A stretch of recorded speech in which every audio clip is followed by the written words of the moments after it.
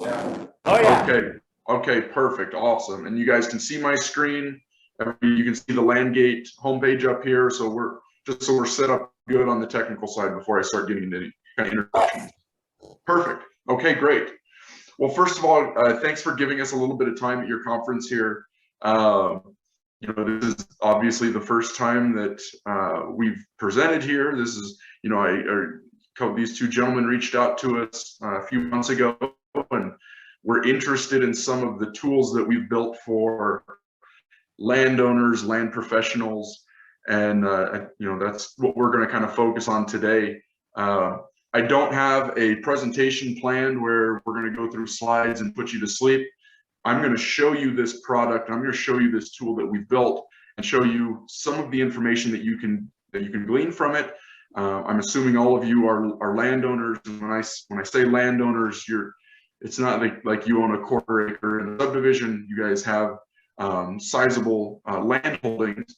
And what we've done, what Landgate is in a nutshell, is it's a data analytics and valuation company that combines all of this information of data sets that you typically wouldn't look at, which would include oil and gas, solar infrastructure, wind infrastructure, carbon credits, mining, water, all of these different data sets to help you give an understanding of what land you currently own, what land you could be potentially purchasing, and getting an understanding on that. And then on top of all of that data and that analytics, it's a marketplace. So every day, hundreds of landowners come to Landgate, they enter their address or they enter their county, and they go through a map, they click on their parcel, and they get information about what the potential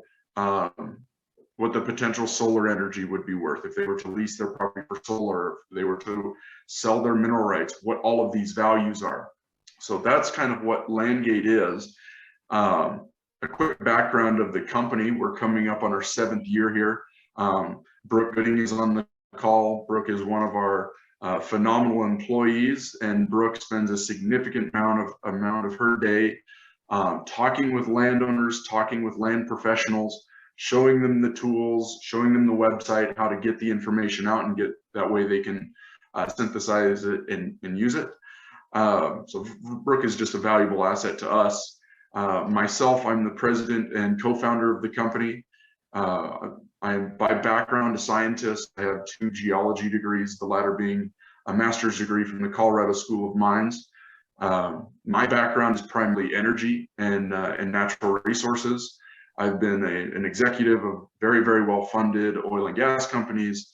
I was an owner of a precious mineral mining company in West Africa, where I've worked, spent some time over there, and then now currently president and co-founder of this company, scaling it to what I think is going to be something that's going to be very impressive. It already is, but even moving forward, the more we get kind of our name out there in front of folks. So again, this is not a scripted presentation. I am more than happy to take questions because I'm sure there's going to be a lot of questions that come up. Feel free to ask questions during the presentation. This is your guys' time. My intention is here to answer as many questions as possible, show you what tools are out there to help you be the most knowledgeable landowner that you can be, but also answer questions. So feel free, don't hesitate to jump in. So with all that being said, we'll go ahead and jump in. Landgate it's a web-based platform. So you're not downloading software, you're not doing anything. You can go to landgate.com. When you do, this is what you're going to see. You can type in a county, you can type in an address, zip code, and it's going to take you to a map where you'll be able to select your parcel. But before we move on to there, it kind of shows us what we do.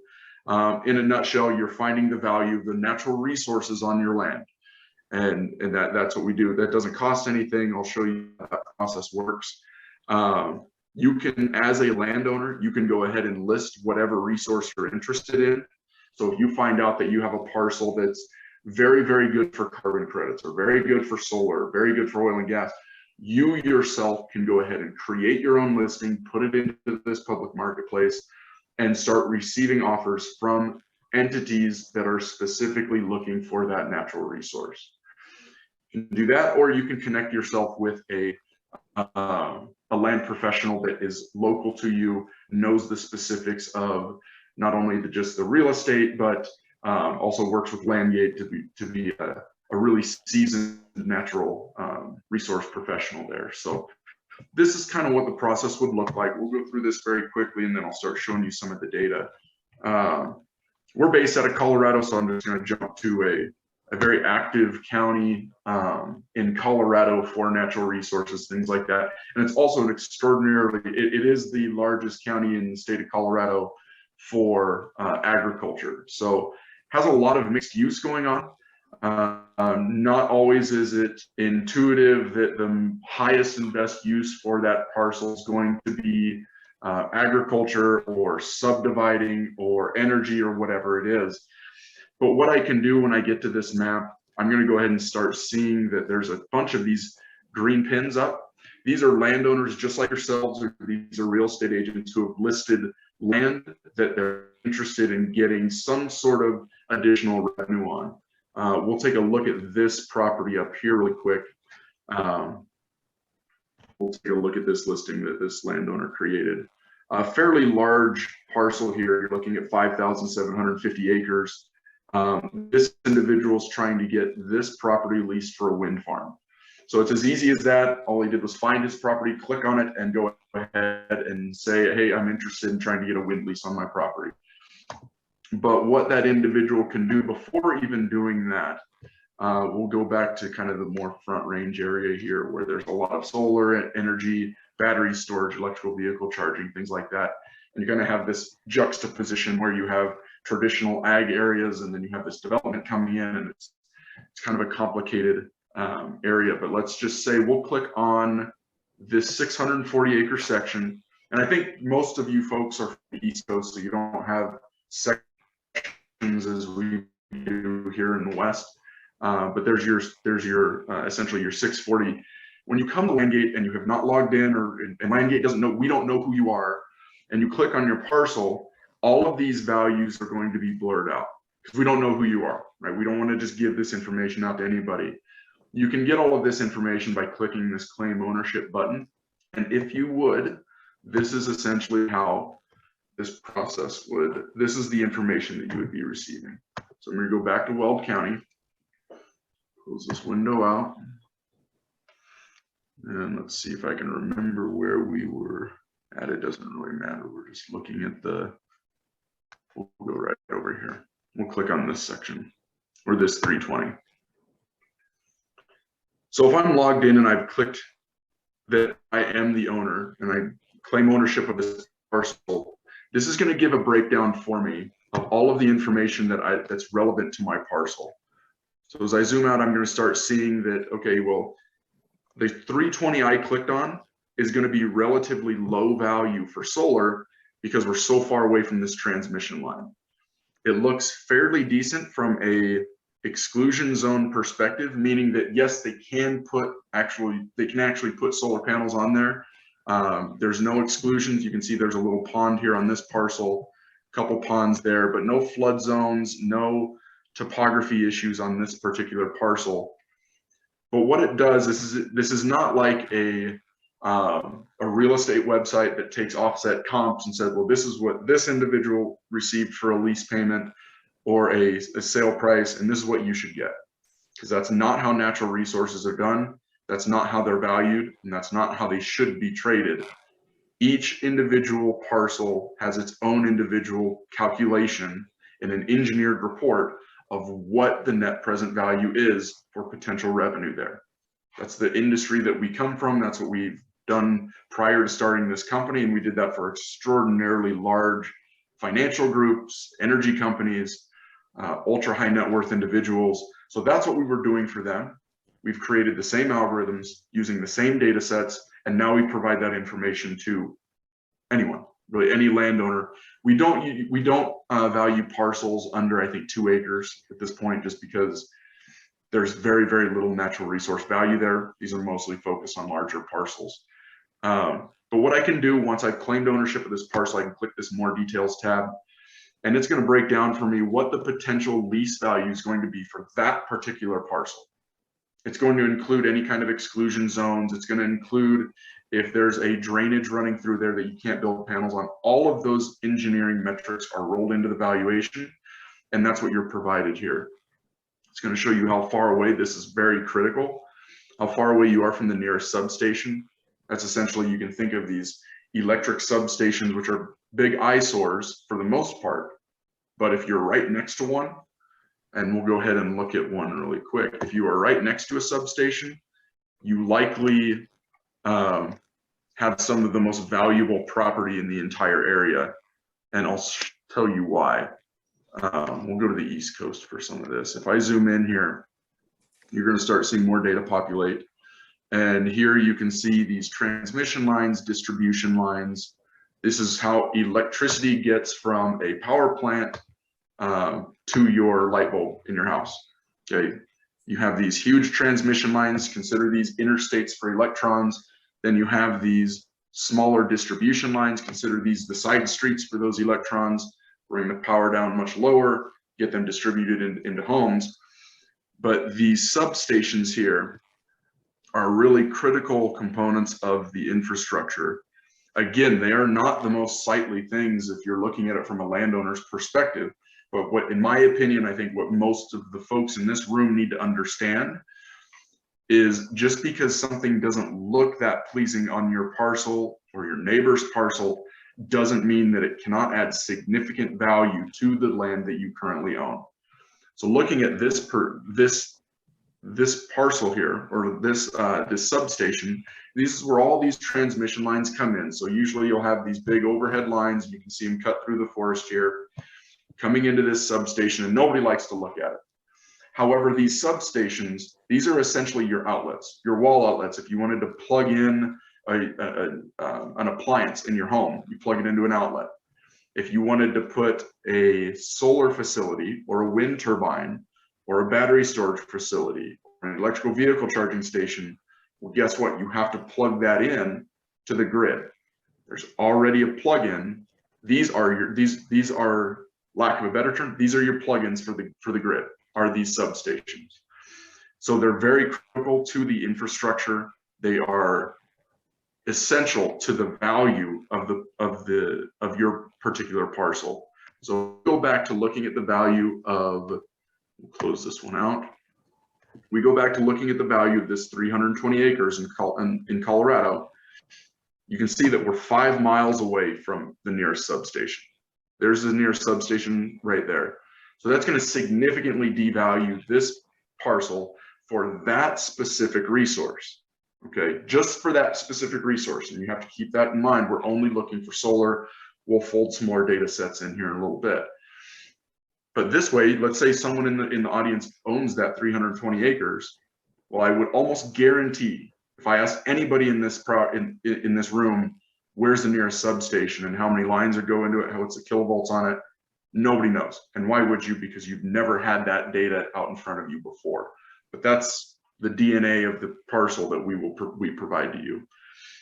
Another really critical component for renewable energy, and this is across the country, is something called the Renewable Energy Incentive. So here on this 320 acres, I wasn't aware of this before I clicked on it, but I clicked on this parcel. This parcel sits in an area that's defined by the utility, not defined by a government, state, local, or even federal. The local utility has assigned a certain area that that the parcels will receive extra money for any kind of electrons that are generated on their parcel.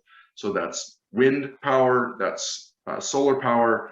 Those developers will be incentivized to come and build infrastructure because there's really not a whole lot here. And we can see that nearest transmission lines clear.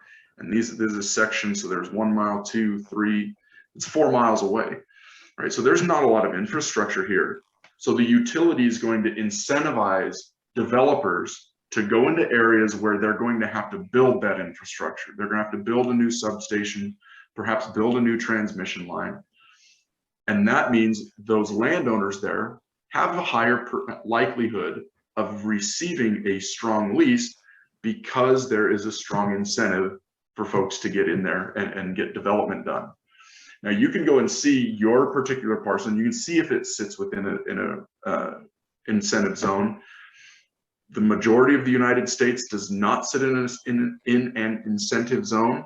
A significant amount of the East Coast does sit in some incentive zones, and some of them are very significant. A really quick data point, just because I know this is we're talking about a topic that may not get a lot of attention at a agriculture type summit or meeting.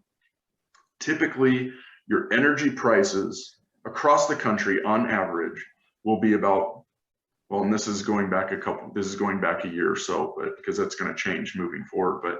But let's say it's $45 per megawatt hour. Okay, that's what the cost of the power is if it's coming from a nuclear plant, coal-fired power plant, natural gas plant, hydroelectric dam, something like that. Everybody's going to charge, every consumer is going to get paid or get charged $45 per megawatt hour. What the incentive does is if there's a solar facility or wind facility in the same area, and let's say Massachusetts, which is the highest incentive I've ever seen, their incentive is $300 per megawatt hour. The cost of the electron, the cost of the power is $45. The consumer pays $345 in the state of Massachusetts because there's the power cost 45, the incentive is 300. Okay, so it makes, and I'm going to show you something that shocks a lot of people when they first understand this. I'm going to zoom out. I'm going to show you some data here really quick across the United States. I'm going to turn off this irradiance, which just simply shows the amount of energy coming from the sun hitting the surface of the earth. The darker red color, the higher the energy, the lower the orange color, the lower energy. So no big surprise there, it shouldn't be anyway, that the sun energy hitting the earth is much higher in the southwest part of the country than it is in the northeast part of the country, on average, okay? But I'm going to turn that data set off. I'm going to turn this off. I'm going to turn power plants off. And the only thing I'm going to want to see is where there are solar farms in the United States. Now you'll see we just looked at where there's energy hitting the surface of the earth. And now we're looking at where there's actually solar farms. This is the best place to build solar farms is in the southwest part of the country. As you can see, that's definitely not the most concentrated area for solar farms. If you look at the most concentrated areas, it's in the Carolinas, it's in the northeast part of the country, it's in Massachusetts, and it's in southern Minnesota. The reason for that is the incentive. The developers can make more money there, even though they're not making as much energy. They make more money there because there's a massive incentive for them to build solar farms here, get the power onto the grid, and then make a profit off of that, okay, because of the incentive. Now, the reason I'm telling you this and the reason I'm giving you a general understanding of how that works is because you don't have to have 500 acres in Arizona to capitalize or have your parcel be in a really good area for battery storage, which only takes up to maybe 10, 15 acres, or solar, which can take, you know, almost as much as you want it to take. The renewable energy incentive drives where the interest is going to be, specifically for you as the landowners, because your land is going to be, the value is going to be contingent off of a couple of those variables. Like I said, how close are you to the substation? What is the incentive? And then, surprisingly, the least important variable is how much sun hits your property. So what we calculate, Landgate does, and this is an extraordinarily difficult number to get to. For this for this half section, we're saying that it is capturing 536.7 watts for every square meter. Now, what that's taking into account as the incidence angle of the sun changes through the season, right? Because during the winter, the incidence angle is far lower because it's in the southern hemisphere. In the summer, it's far higher because now it's in the northern hemisphere. As that angle changes, hitting the surface of the earth, the amount of energy changes. So we take that into account, but also we're assuming that change is happening on a 2D plane. No topography, no hills, no valleys, no nothing. And that's the 2D irradiance. That's not that difficult to calculate. The 3D is very difficult because it's taking into account the topography of your land. Wherever you have a southern facing slope, well, that's going to get a much higher energy calculation versus a northern facing slope because it's not getting as much energy. So that is factored in with this number. It's extraordinarily accurate. It's very difficult to get to, but that's where these numbers are coming from, of these dollar per acre per year. That's what we're saying at a minimum, even though this thing is 5 miles away from a substation, at a minimum, this parcel could be earning an additional $325 per acre per year if they were to put solar panels on it. Now, if I was to get closer to this substation over here and click on a different parcel, that number is going to be significantly higher because the likelihood of this 320 acres right here getting a solar lease is much higher because they're right next to that substation. Okay. But all of this is this is an engineered calculated value that you guys have access to. So that's solar. I can just go through all of these different facts and analysis here. I'll go ahead and click on oil and gas because this is a very active oil and gas area. The parcel that I clicked on is not in the greatest area. I'm going to just go ahead and click on a different parcel because I don't like that one. We're going to go back over here. And actually we'll go over here because there's a significant amount. And this will be a good juxtaposition of, where you have massive value for solar here in Massachusetts. You see there's not a lot of solar facility in Pennsylvania at this time. That's going to be coming. But if you switch over and you take a look at the oil and gas activity, well, this is going to show you, and this is my background, is coming from oil and gas. We were spending millions of dollars every year on G&A, which is data, offices, people to run our business. Essentially, we were spending millions of dollars every year for data. We had never seen, until we started this company, we had never seen a map quite like this, where it shows every producing well and the status of that well across the United States. Obviously, oil and gas is highly concentrated and localized to certain areas, certain basins, but depending on where you're all from, if you're from the Appalachian region, you're absolutely in that area. So this is a really good way, let's say someone's from Pennsylvania, you can go ahead and scroll through and say, okay, well, I'm down in the Scranton area. Okay, well, I don't have a lot of oil and gas activity. If I go a little bit further north, maybe we're thinking about buying a pasture up there. Are we going to get the minerals with it? If we are going to get the minerals with it, let's go ahead and take a look here.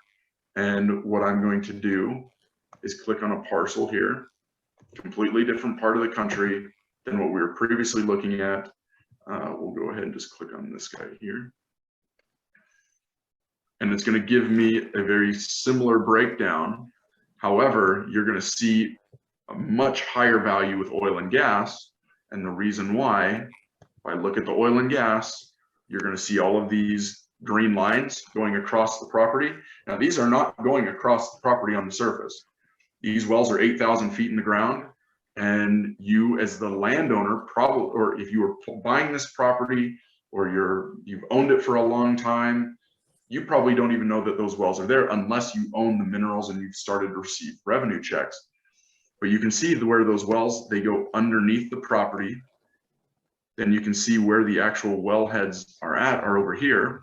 This is where the surface locations are.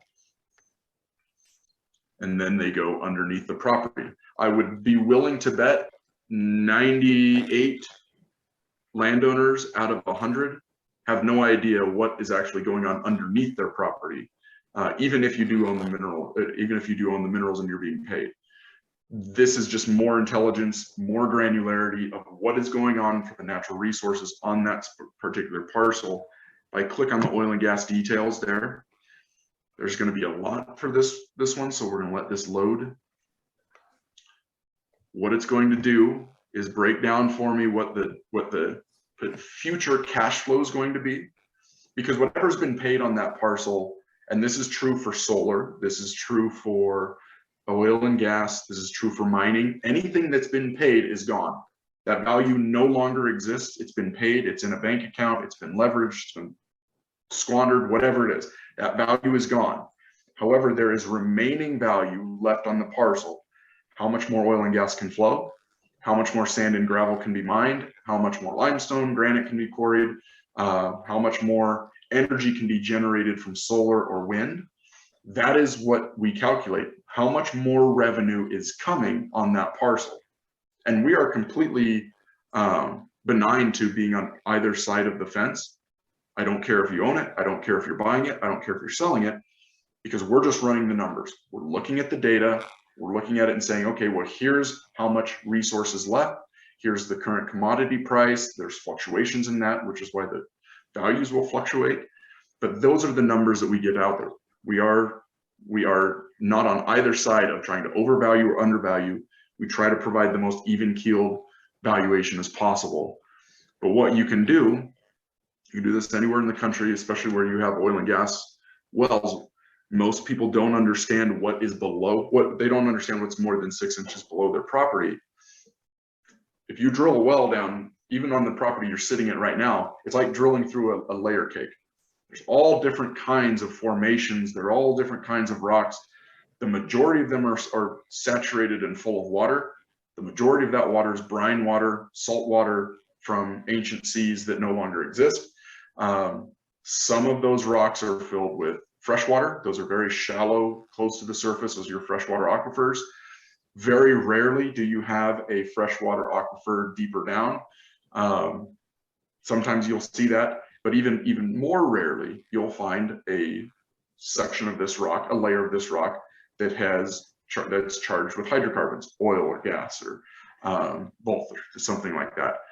So that's why you see this stack of rock. There's all kinds of, I mean, this is a global history of what's going on, what that parcel's been through over the last 4.6 billion years. Here's a record of all of the different rocks that parcel of land that you now own, what is underneath it. So here's a Marcellus shale. If you all are from the Marcellus region or the Appalachian region, clearly you've heard of that. This is where it sits. It's a shale. It's a shale. What that means is it used to be an ancient sea. All of the stuff that died in the ocean, in the water column, sank down to the bottom over millions of years. It was buried and buried and buried. It was compacted. It was buried, it was cooked, and it cooked all of that dead organic material, that algae, that plankton, anything that was alive that died in the water column. It cooked those things. It's a natural process. It is the definition of organic chemistry, is converting organic things into hydrocarbons. That is the definition of organic chemistry. But that's what you're looking at with shale. The Marcellus shale, it's been it's been cooked to a level where there's not a lot of oil left. You have to go to certain areas to find oil, and it's cooked almost all of that oil into natural gas. Just so you know, it's an enormous resource of natural gas. There's more natural gas in the Marcellus area, and I'll show you what I mean by the Marcellus area. There's more natural gas and this is very relevant today considering the price of hydrocarbons, but there is more natural gas in this area than there is in the Middle East. It is an enormous concentration of natural gas. So if you're in this area, even if you do not have current leasing going on, current drilling, eventually over the next 50 years, at least I hope that this will be utilized in the United States, because it's just an enormous resource for us all.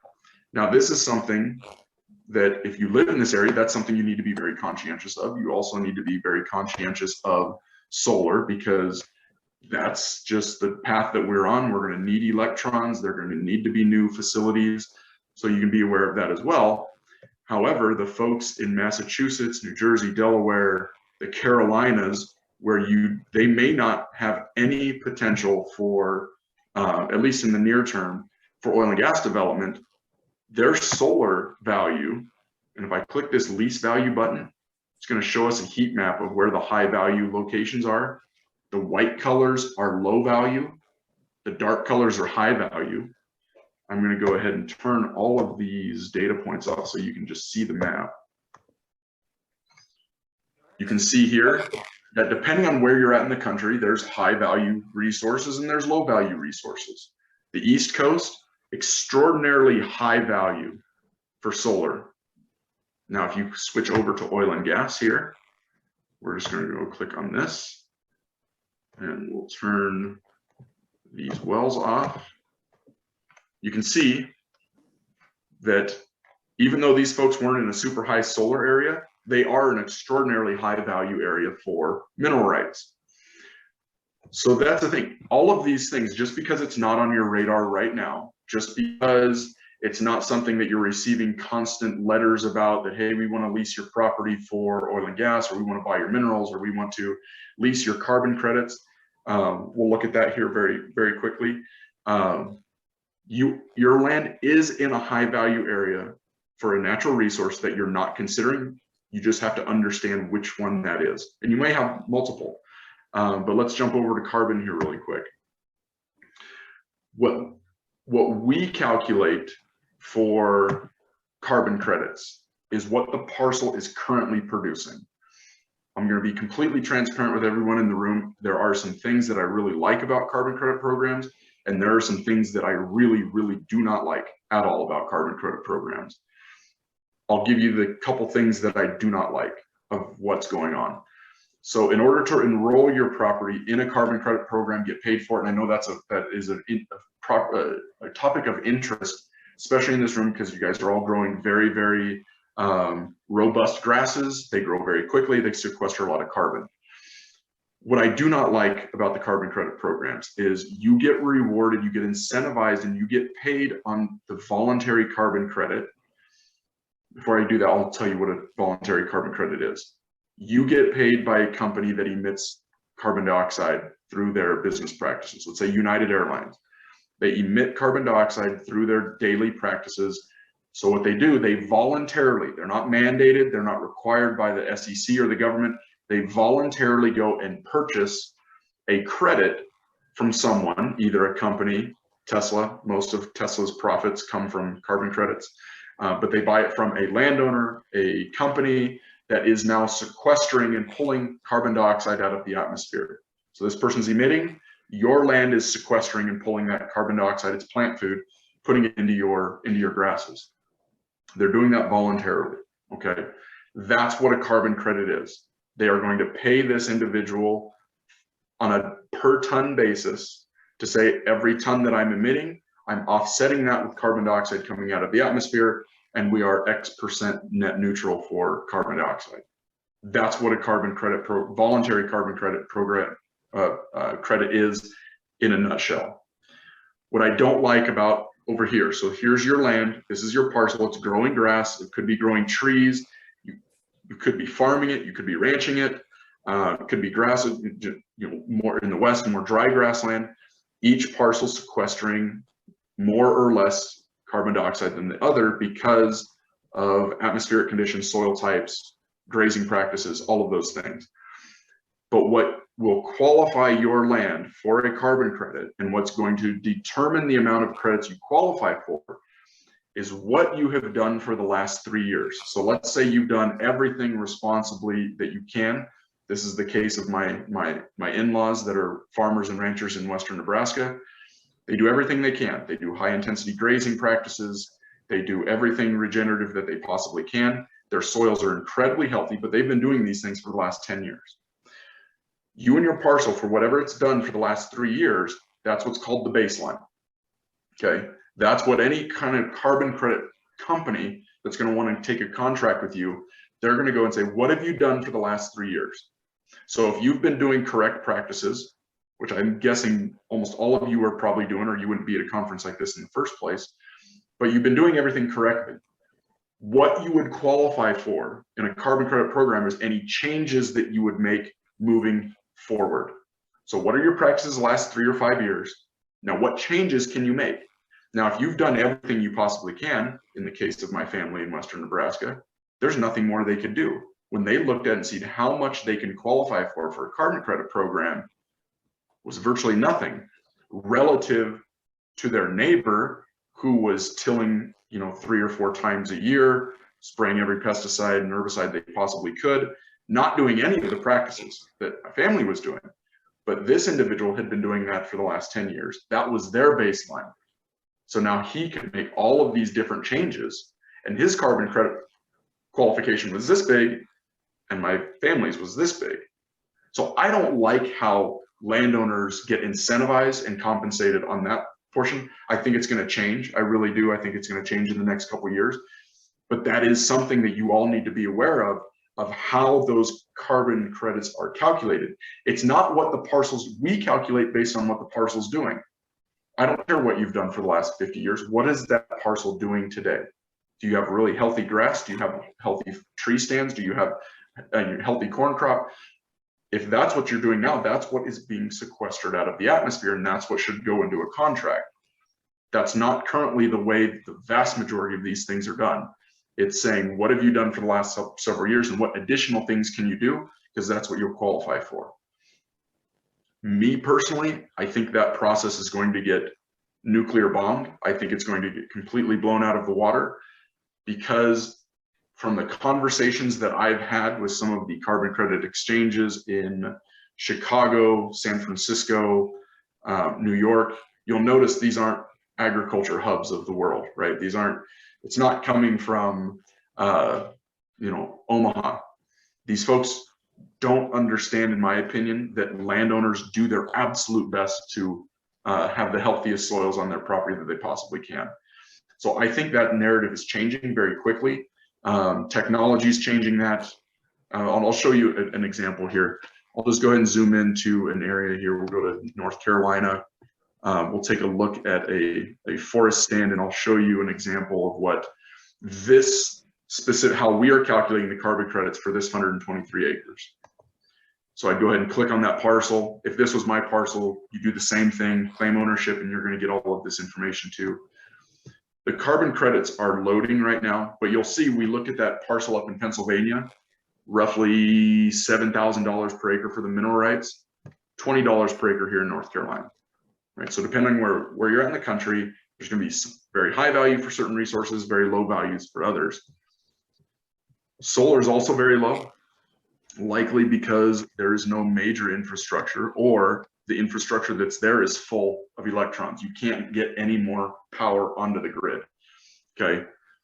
But then if we go down here and look at the carbon, I'm going to click on more details, and it's going to break down for me of the 123 acre parcel that we're looking at here. For this parcel, 121 are covered in trees, 2.1 acres are not covered in trees. And on average, across this tract, you're sequestering roughly about 1 ton of carbon per acre per year. Across all 123 acres, I'll say it again, on all 123 acres, on average, you're sequestering about 1 ton of carbon every acre every year. So if you look at what that would be on an annual basis, you're looking at about 116.7 tons per year. That's what we consider this parcel qualifying for. Now, how a registry would do it, we'd see, but what we do calculating on the forestry side anyway, it's the same exact calculation that Vera uses, gold standard, and these are the major registries for carbon credits. We use the same calculation. On the agriculture side, on the grassland side of the carbon credits, that's where I have the most issue with right now, because it de-incentivizes landowners from doing the right thing to going back to 3 years of not doing something the way they should be doing, so that they can come back 3 years later, say, look at all the changes I've made, pay me for the carbon credits.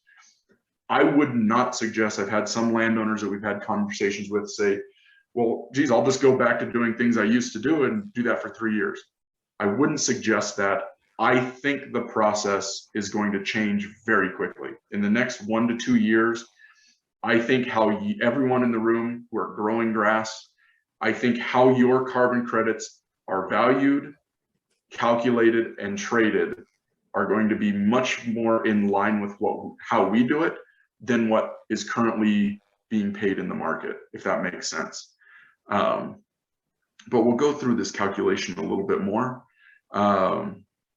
Specifically with the trees here, you can break down and it'll tell you the average height of the trees, the average density of the trees, the average age of the trees.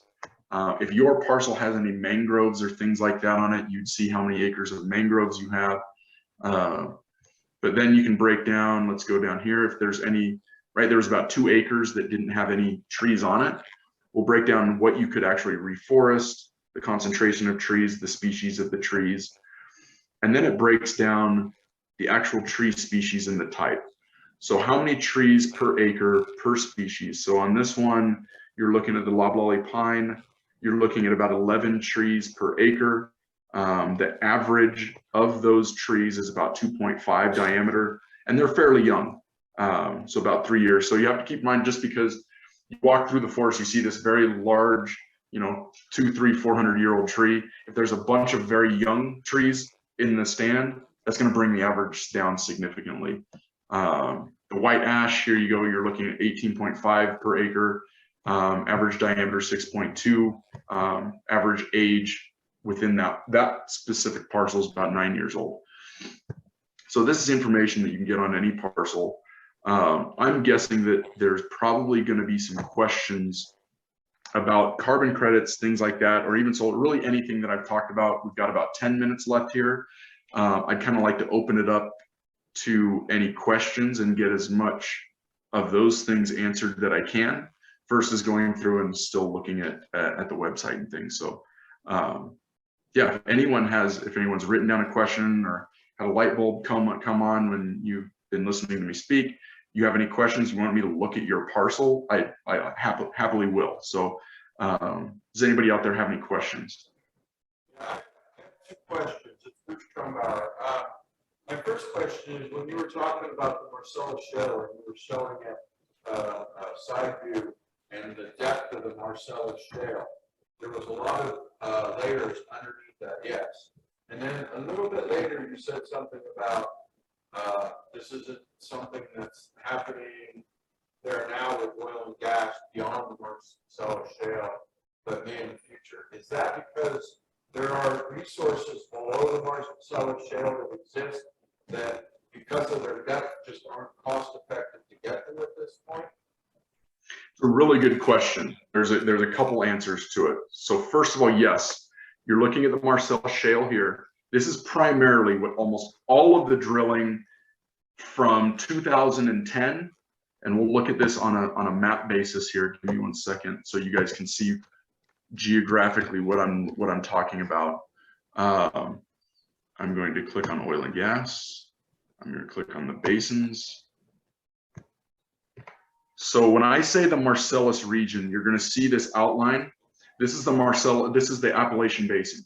Okay, so I know there's mountains and things here now, but these mountains are not geologically that old. Now, they're much older than the Rocky Mountains, but when the Marcellus Shale was being deposited, when this was all an inland sea, these mountains didn't exist. And relative to the North American continent, yes, the Appalachian Mountains are fairly old, but this thing was flat as a pancake. This was an ocean. There was a bunch of shale. There was ocean here. So all of the stuff dying was going down to the bottom of this basically flat pancake, and there's different layers of it. So the shale exists all the way through this polygon because that is where that rock still exists. Even through millions, hundreds of millions of years of uplifts and stuff being eroded off and taken into the oceans and things like that, that shale existed all the way through here. But all of this stuff has been eroded off. Glaciers took all of this stuff off up here. There's been uplifts and erosion that took everything off down here. And there's erosion that took place here. This is where that rock still exists. Now, the reason why there's more drilling in certain areas than others is because that rock is deeper in certain areas than it is in other places. It's really deep, really hot towards the east. So this boundary here, so where my cursor is going through here, mostly gas production. You'll notice something here that all of these, it's kind of suspect, right? All of these horizontal wells stop right here at the border between Pennsylvania and New York. Geology doesn't work that way. That's a regulatory issue where there's a massive, massive amount of gas up here in upstate New York. Can't get to it because you can't drill it. But Here you are in Pennsylvania, you can drill it, and that gas is flowing, getting into people's homes. And when I say people's homes, for their cooking, for their water heaters, in a good way, it's very good. All energy is really good energy. Some make more sense than others in certain areas. But this is kind of your gas window because it's really deep, it's really hot. If you move towards the northeast portion in this area, the rock is not buried as deep, it didn't get cooked as much, and there's more oil in it. Okay, that's the misconception a lot of people have, is you either have gas or you have oil. That's not true. You drill an oil well, it's like opening a pop bottle. Like you shake up a pop bottle, you open it, here comes a bunch of CO2 gas. Same exact thing with an oil well. The majority of them anyway. You drill an oil well, the barrel of oil is at very high pressure in the subsurface, which is where here we are. Deeper you get in the subsurface, the higher the pressure. So as that oil starts coming out of the well and the pressure starts releasing, well, guess what comes out of the oil? Natural gas comes out of it. So same thing as opening a pot. Well, there's oil and gas in this stuff. But to your point of just because you don't have, or to your question, just because you don't have leasing right now doesn't mean that it's not coming. The reason why that shale exists all the way through here.